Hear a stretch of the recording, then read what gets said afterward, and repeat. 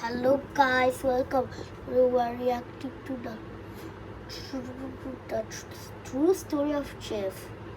And subscribe him. Just play the video. Come on. Why isn't the code working? Man. You better run. Yes, I did it. I'm free. What is behind you? Look how he looks. See how is that? Actual sharp teeth. Would you like?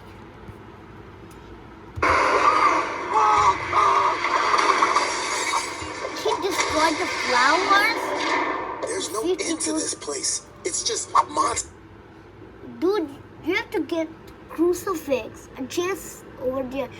You gotta get flashlight and Bob's key. And you gotta get the medicine to run away from Halt. HALT, okay? Guys. Monster after monster after monster. Tell me about it, hombre. Huh? Bob's been telling me there's all sorts of weird stuff going around the hotel. What are you freaks? Oh, come on. Don't be rude. He's just... That's Bob.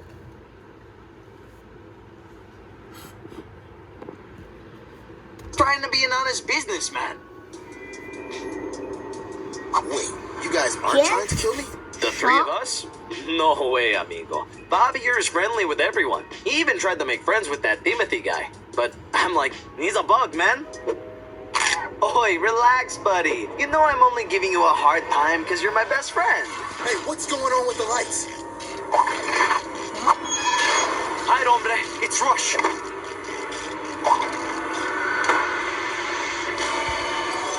Dude. Oi, are you hurt, dude? We don't... Jeff made it too. But wait, where's Bob? Bob! Talk to me, hombre! Uh. Oh! What's the big deal? He's just a pile of bones. What did you just say to me?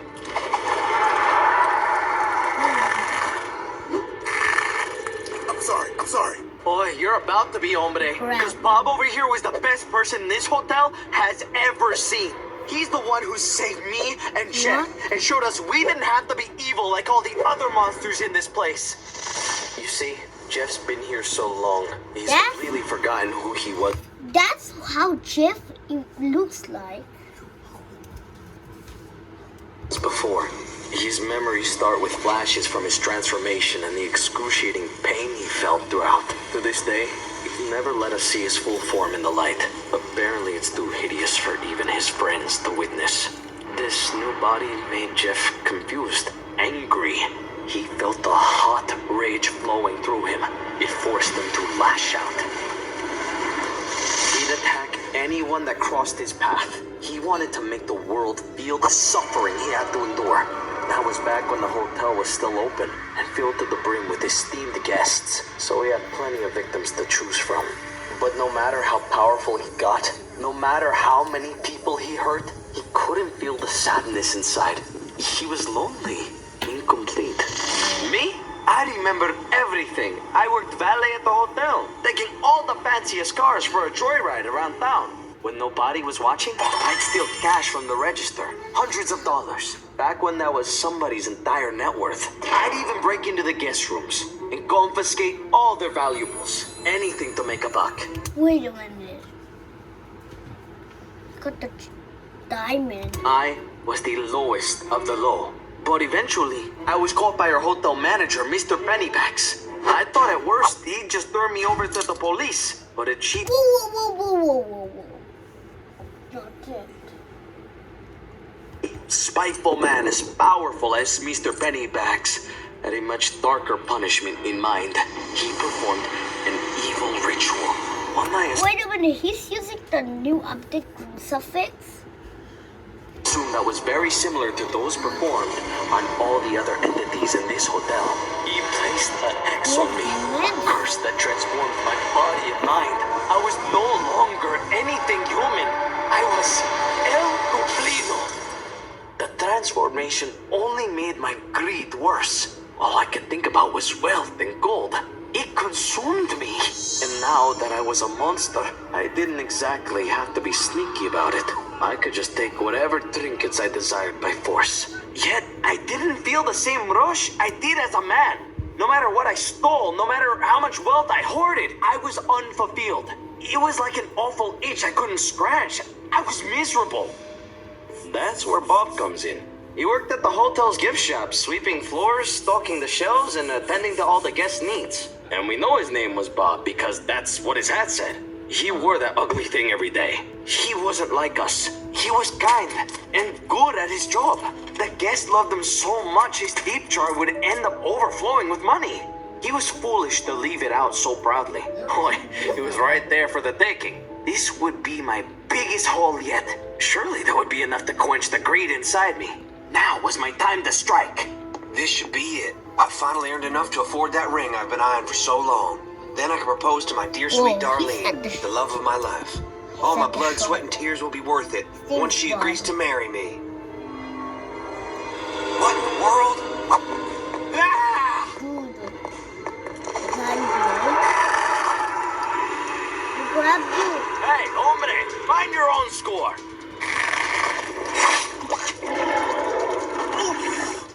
Two of us went at each other like savages. This wasn't my first time seeing Jeff. Most monsters in the hotel knew about each other's existences. It's just that we typically keep to ourselves. My greed and Jeff's rage had gone too strong. We weren't going to quit until one of us were dead, and unfortunately, looked like that was going to be me. One of us were dead, and unfortunately, looked like that was going to be me. Jeff had been converted much longer than me, so naturally he was more powerful. I didn't stand a chance. But just when it seemed like it was all over... No, stop! Bob risked his life to save me. Me, a total stranger, and a monster at that. Oi, what'd you do that for, hombre? You got some kind of death wish or something? I just couldn't stand there and watch you die. I had to help. But I'm a monster. Evil to the core. No one is that evil. There's good inside everybody. You just have to listen to your heart. And do what's right. Take the money, if that is what you two are fighting over. I've been saving it for quite some time, but it's not worth anybody dying over. Jeff and I couldn't believe it. No one has showed us even an ounce of kindness since we became monsters. We look back at all the horrible things we had done in our past and we're filled with regret. Just promise me one thing, that you'll take care of my sweet Darlene, one way or the other. She's everything to me. We promise. Wait, no! And just like that, it looked like our new friend had passed. Then and there, Jeff and I vowed to do everything in our power to make our promise come true. Unfortunately, our former employer, Mr. Pennybags, showed up with other plans. He used his stupid crucifix to control us, like he always has, and took all the money for himself. Later, I found out he had already visited my hoard and taken that too.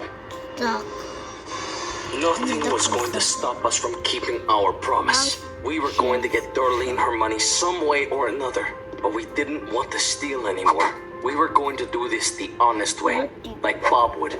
So, we set up a little shop. It wasn't tough business. All the hotel guests ran at the very sight of us. Nobody bought anything or left any tips. Personally, I think we're long overdue for a rebrand. I've wanted to name it El Goblino's Gallery of Fine Antiquities for quite some time, but I keep getting outvoted. Outvoted? By who? Jeff and Bob, of course. But I thought Bob died all those years ago. Well, yeah, he did. But this hotel is strange, dude. After a while, I swear Bob started to talk and move around again. I could hear his voice. He'd shift around the room when I wasn't looking. He's definitely not the same as he used to be, but there's a higher power at play. Bob? Now it's fixed. It's a miracle! Oi, don't ever scare me like that again, hombre. Well, of course I was worried. I thought you were a goner.